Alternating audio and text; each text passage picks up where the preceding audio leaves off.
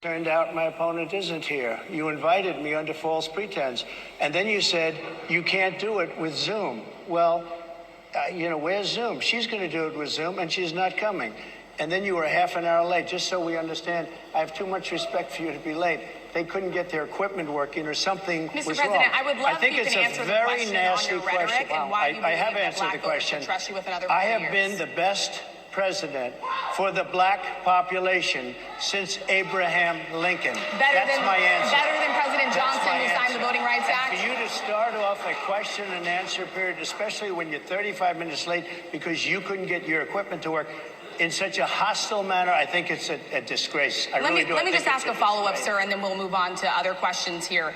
Some of your own supporters, including Republicans on Capitol Hill, have labeled Vice President Kamala Harris, who is the first black and Asian American woman to serve as vice president and be on a major party ticket, as a DEI hire.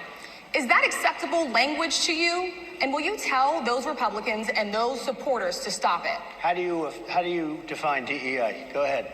How do you define diversity, equity, and inclusion? Okay, yeah, go ahead. Is that what your definition? That is give me a literally definition the words. then. Would you give me a definition DEI. of that? Give me a definition. Sir, I'm asking you a question, a very direct question. Define it for me, if you would. I just defined it, sir. Do you believe that Vice President Kamala Harris is only on the ticket because she is a black woman? Well, I can say no. I think it's maybe a little bit different. So I've known her a long time indirectly, not directly very much, and she was always of Indian heritage, and she was only promoting Indian heritage. I didn't know she was black until a number of years ago when she happened to turn black, and now she wants to be known as black. So I don't know, is she Indian or is she black? She is always identified as a black woman. I respect either one. I respect either one, but she obviously doesn't, because she was Indian all the way, and then all of a sudden she made a turn, and she became a black person. Just to be clear, sir, do you believe that I think somebody should look into that, too, when you continue in a very hostile, nasty tone. It's a direct question, sir. Do you believe that Vice President Kamala Harris is a DEI hire, as some Republicans I really don't have know. said? I mean, I really don't know. Could be. There are some, and there are plenty. I know this lady right over there, Harris, is a fantastic person who just interviewed me at length. And we had a great interview, I think, and I heard you got very good ratings on that. Well, you told me it was the longest one of your life, so we had a good discussion.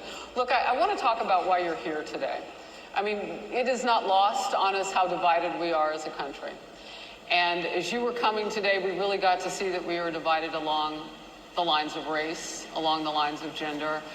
And there is this question of, in this moment where we are, why come here? What is your message today? My message is to stop people from invading our country that are taking, frankly, a lot of problems with it. But one of the big problems, and a lot of the journalists in this room I know and I have great respect for, a lot of the journalists in this room are black. I will tell you that coming from the border are millions and millions of people that happen to be taking black jobs. You had the best. What exactly is a black job, sir? A black job is anybody that has a job. That's what it is. Anybody that has a job. All right. And Mr. they're taking the employment away from black people. They're coming in, they're invading. It's an invasion of millions of people, probably 15, 16, 17 million people. I have a feeling it's much more than that. And everybody's been seeing what's happened. The first group of people, the black population, is affected most by that, and Kamala is allowing it to happen. She's the border czar. She's the worst border czar in the history of the world. There's never been a border czar like this. She's never even essentially been. She said she was there once, but not the right part of the border.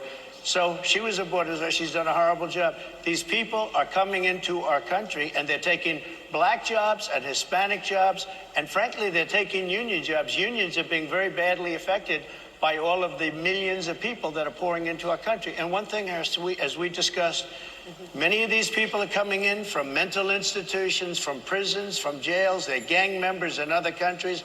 Other countries are setting loose their prisoners. They're opening up their prisons and their mental institutions, and they're taking their bad people, drug dealers, gang members, and they're bringing them into the United States. And by the way, their crime rate is going down, and our crime rate is going to be a disaster. Mr. President.